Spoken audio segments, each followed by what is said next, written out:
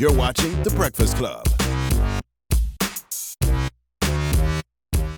Morning, everybody. It's DJ NV Angela Yee, Charlamagne the God. We are The Breakfast Club. We got a special guest in the building. Yes, sir. John Legend. What's up, y'all? Good morning. Welcome back. Good morning. It's good to be back. We saw you at the Time 100 this week. Yes. How was that performing for like other celebrities and artists? Like, did they get into it? Like, did They get into it. Okay. Well, it was after dinner, so everybody had a few drinks. I told everybody to get up. Let's have a good time, and everybody did. It was good. Word. Now, last time you were here, we asked if you spoke to Kanye with all the stuff that was going on with him. Did you ever speak to him with him supporting Donald Trump at first? We didn't talk about politics. Sometimes you get together with family, you just, don't talk about politics. Did you pull out your camera phone and flash him with the light, like, just to make sure he's not in the sunken place? In the sunken place. We were together for Easter, so, we were just hanging out with the families, and it was all good. Now, aside from music, you have so much going on with executive producing. Yes. That's... You want all the money, huh? You just want it all. I'm just having fun, man. I like creating. I like working with other creative people, and we try to put out some good art. You've been having a lot of successful things, though, that have been coming out. Yeah.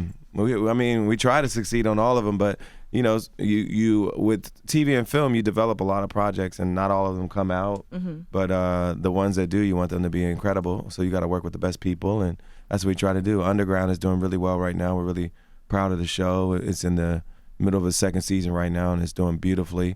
And we got some other projects in the works, and hopefully they'll be successful What's too. this virtual reality project? Oh yeah, it's called Rainbow Crow. It's like an animated thing, virtual reality animated project. I did a voice for one of the characters. And you've been doing your acting thing too. I remember I was on the plane just recently. I watched a movie that you were in. La La Land? No, you know what? It's crazy. I still haven't seen La La Land. Has anybody? What else here was I seen? in? It was some movie where you were like, this guy was in the band or something. Oh, Soul Man. Soul Man, yeah. Yes, that was way back. That was when Bernie Mac was still around. I never saw that before. Yes, that was me, Bernie, and Sam Jackson. I didn't even have a speaking role in the film. I was just in flashbacks because my character dies at the beginning of the movie, and they show me in flashbacks performing with the band, but it's mostly Sam and Bernie's movie. I never even knew you was in La La Land, but I never saw La La Land, so. Well, there you go. Right. But wait, you executive produced that also, your company? Yeah, yes, that's a absolutely. huge deal, obviously. Yeah, it's a pretty big movie. Yeah, so were you disappointed at this year's Oscars when they announced Best Picture and then gave it to I you? was just amazed and surprised. What a crazy experience to stand on stage and think you won. And then you didn't win. Oh, you was on stage too? Oh, yeah, I was there. Holy wow. Yeah. You see the memes? They highlighted my face like, John looks very confused right now. I was very confused. It's got to be very conflicting because on one hand, you're the executive producer of La La Land, but then on the other hand, you're black. Yeah, and I know Barry, I know Mahershala. Yeah. Like I'm friends with all of them, so I was really happy for them. It was a crazy experience, and I was happy for our team too. Our director won Best Director. He was the youngest person to ever win, and Emma won Best Actress. So I was happy for everybody. I felt like both films are really deserving, and both films got a lot of awards that night. What do y'all say backstage after that? Like, that was crazy. Can we share it? It started with just utter confusion on stage because we didn't know what was really happening. Somebody walked out with a headset. And I'm like, why is he walking out with his headset on? I was like, did they speak too long? Or they're like, oh, show's over. You got to go off the stage. That's what I thought it was at first. And then someone was like, it was a tie. And it was that a wasn't tie. true. They can't have a tie. This is all little rumors going around. There's like 15 of us on stage, and there's all these little telephone game rumors going on. In 15 seconds. In 15 seconds. And then eventually it was like, no, we didn't win. Moonlight won. So there you go. Now the question here is, what did Chrissy say after that? You should have seen her snap the next morning. She's like, ladies and gentlemen, I'm here with Oscar winner John Legend. Not this year. Not this year. And she just kept doing not this year. Now did you know your wife was suffering from postpartum depression? Yeah, I mean, you knew? we knew. We were going through it together. And so this is something that, as a couple, you realize is happening, and you try to get help for it. Because a lot of women go through it, but they just don't know what it is. Yeah, we didn't know exactly what it was at the time when it started, but eventually you start to understand what it means and talk to doctors about it and, try to get help. And I think a lot of women didn't have an example of people out in public saying these things, but a lot of women go through this and they suffer in silence a lot of times. and they suffer in shame because they feel like something's wrong with them, that they're just tired, that they're, Right. because being a mother is hard anyway. Absolutely. And then when you're going through that at the same time, it's difficult. Does everything piss her off? Like you start playing the piano? And turn that damn piano! Well, when you're depressed, everything's like a little darker. Yeah. And pianos make everything darker, depending on what you're playing. No, but she's doing a lot better now. And but when you're going through that time, it's like it makes everything harder. It's like you have less motivation. You're just, your mood is darker. It's just not a good time. She said she didn't want to eat anything ever. Yeah. How was she towards the baby? Was she fine towards the baby? She A was lot of really women good with the reject baby. a little bit. She was really good with the baby. So that's what made her think she didn't have it. Because she was like, well, I love my baby. I love being around her. But and the extreme of it is you want to harm your baby, but she didn't have that. That's an extreme Thankfully. of it. But a lot of women go through it, and I was glad she spoke up about it because I think it helped a lot of people. Now, is it true you're starring in the live-action version of Arthur? No. Yo, shut up, man. This guy's a jerk. He asked the questions. I thought, I was like, really? I was like, the funny thing about Arthur is I was too old to even know who Arthur was because he wasn't popular. Like it wasn't a cartoon that was out when I was a kid. Right. And so when I sasaw it online, I was like, I don't even know who this character is. But yeah, we had some fun with that. That'd be interesting, though. I mean, just to do it, you might as well, because that's when you get in the last laugh. Oh, y'all want to make memes and be funny? Yeah. I'm going to buy the rights to it. Chrissy got a good one with the little balled up fist. That was funny. Now, That is was Baby funny. Luna coming on the road with you when Oh you yeah, go on she's tour? coming. We start May 12th, and we're going all through North America through late June. And this will be Luna's first tour. Now, This hold is on now. interesting because T.I. we and had a Tiny whole just had an argument about That's this, why I man. brought Oh, this yeah. up because Oh, I didn't see this. the guys in this room were saying that the road is no place for a baby because they need to be at home, stable environment, make Schedules. sure. Well, she'll have a schedule, and we're on a bus. It's not like we're going up and down with flights and all that. On the bus, it's like a home anyway. Right. And But it's you and Chrissy, though. and it's both of us. And Yeah. ain't like I'm trying to do dirt on the road and like hide it from my child. Like we a family. We're gonna be a family on the road. See, that's different. Like Yeah. it's Oh, my God. It is No, it is. different. It's different. They all Okay, here's the, together. okay. There's a Well, let me difference. ask what There's you a think, difference. Mr. John Legend. And I appreciate what you said before also about for a lot of men, they say, oh, I have a daughter now, so now, with women, I have to treat them differently. Yeah. Even before you have daughters, he said you should still be a You feminine. should still support women's rights and care about women's rights regardless whether you have a daughter or not. Absolutely. You have women in your life, and you should care about if they have equal opportunities. Yeah, Now, but what here- about breaking their hearts, though, and running through them and having 4 and 5? Breaking at their one hearts. time? Women break our hearts and we break theirs. There you go. That's equal part of dating. opportunity. That's part of dating. That's an equal opportunity thing. But now, so here was the issue is that T.I. Tiny wants to go on the road. And I'm not exactly sure how that's going to work. I guess they're trying to do an I escape thought they were reunion. getting. I don't know. Yeah, they are I getting don't- divorced. Okay. But I don't know. T.I. doesn't want her to bring the baby on the road, and the guys here were saying she should just stay home with the baby and not. Well, I think every couple Pursue has her to make their passion. own decisions. Put it that way. Every couple has to make their own decisions about what's right for them and what kind of environment they want the kid to be in. We feel like the road is going to be a stable environment for our daughter. We have a nanny coming with us. We have a whole team that's like, supportive of us, and we feel like it's going to be just fine. But even as a single woman, if you're not married and you bring the baby and you have a nanny and maybe she brings her mom or something to take care of the baby Yeah. on the bus, that should be fine, even if But you're it was not more- It married. was more than Problem just with that, that. baby, because she's actually leaving the other kids at home, and they're, I think, like 8, 9 years old, and the nanny's raising them. And we were saying if T.I. can afford it, it might make sense for her to stay home and make John sure is like, those- why are we talking about the Yeah, family yeah, I don't hustle know. like I I'm don't my even know own why we're talking family? about business. You know what? The truth is, we haven't encountered that yet because our kids aren't in school. We don't have a Right. kid in school yet. Exactly. So it'll be a different conversation when Luna leaving town will mean she has to leave school or other things like that. Then that's a new conversation. Right. And I haven't dealt with that yet. But right now, she's a baby. She has no responsibilities.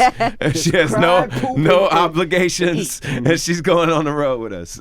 Now, how did you feel when Harry Belafonte wrote about you? Oh man, for I the was so timepiece? honored that he did that. I've known him for a while, and I've looked up to him for even longer.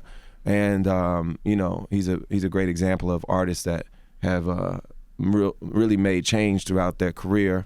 And so for him to write that about me and for me was a huge honor. Do you feel like artists are being as vocal as they could be? 'Cause I still think even with I everything think we're- some are, some aren't. Yeah. But some artists shouldn't be, in my mind. Yeah. Because if you don't know what you're talking about, I'd rather you not talk about it. Absolutely. So some artists don't do the work, do the research, don't talk to activists, don't engage with what's going on, and they should. But if they don't, then I don't want to really hear their opinion about it if they haven't really done the work. I feel like more people should be standing up for Colin Kaepernick too. I mean, you've been vocal about that, Yeah, but I feel like more I people was should be supportive of saying him. it's wrong that he can't get a job in the NFL. It's crazy. It's crazy. He should be judged on whether or not he can play. And he also, if you're going to judge him on his protest, you should say that he was peaceful.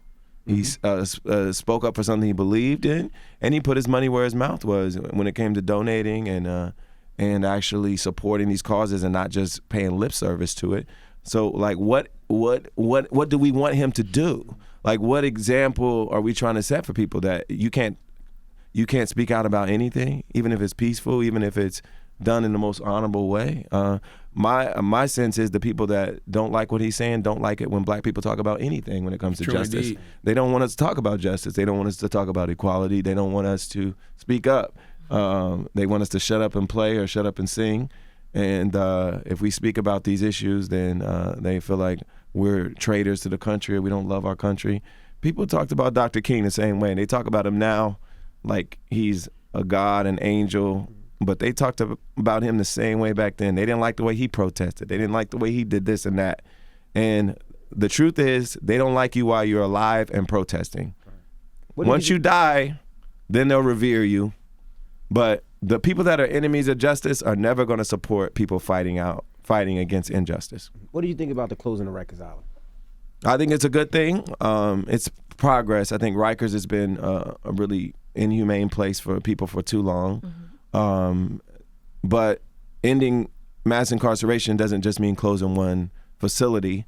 It means rethinking the way we deal with criminal justice. And we got to have bail reform. We got to have more equality in the system. We got to have a few other things happen before we can end mass incarceration. But I think it's a step in the right direction. I'm glad the mayor and all the activists that came together to pressure him were able to start the process going.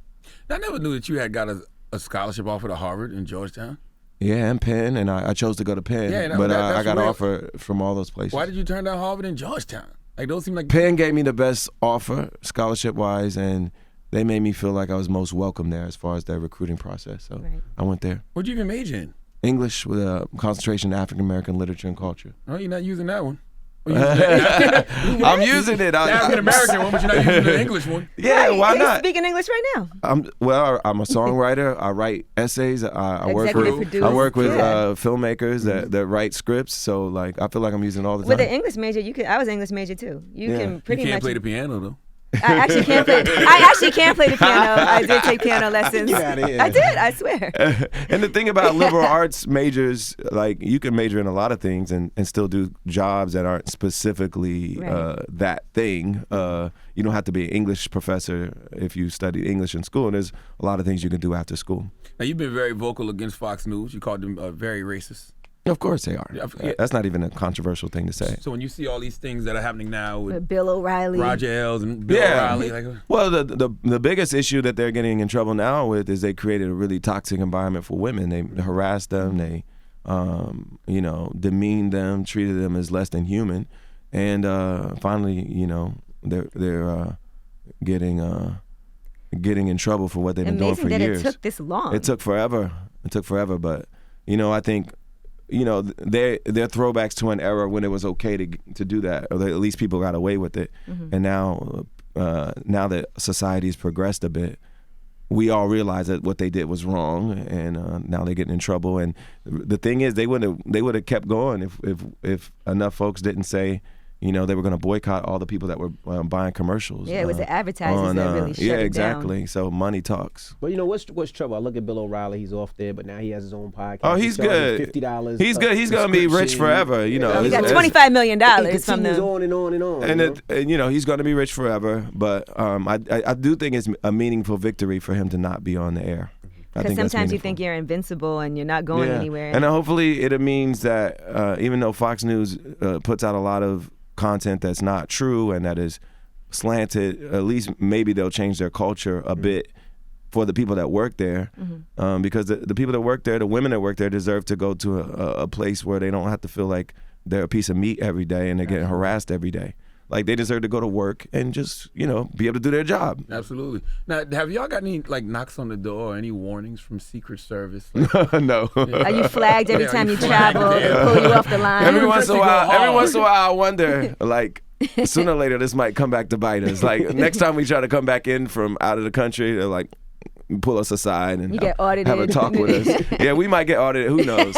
Who knows? Yeah. But, as long as we're not doing anything illegal, I'm not worried about it. They don't have anything. I think Trump has a lot more illegal stuff to worry about within his own administration. But he's petty though. Oh, he's petty. He's petty. Oh, he's petty. Now you also have some unscripted series that you're working on too. Oh, well, we just did a deal with Critical Content to develop some unscripted stuff. We don't have anything that's launching right now, though. All right, like documentary style. You're thinking? It could be a range of things. I don't know what it'll be exactly, but all the deal means is that if we come up with something for unscripted, we'll do it with them. Okay, it's like a first look. Yeah, exactly. All right. Well, we appreciate you joining us. And the tour is starting. May 12th, May 12th. in Miami. Who you going out with? Gallant is opening for me, and the first show's in May, and the last show is at Essence, New Orleans. Oh, You that'd looking be forward nice. to it? Man, it's gonna be great. We've been rehearsing, and the tour is looking really good. And When's the last time you been on tour? the All of Me tour, which was 2014, Wow.